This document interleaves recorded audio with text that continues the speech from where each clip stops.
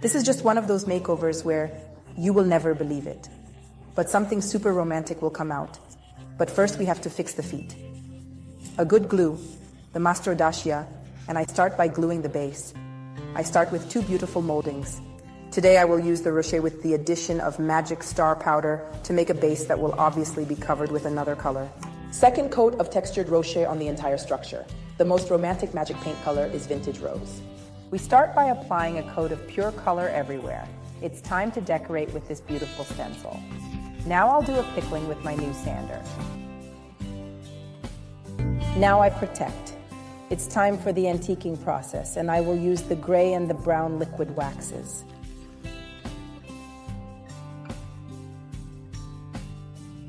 Leave me a comment if you liked it. See you next time. Ciao!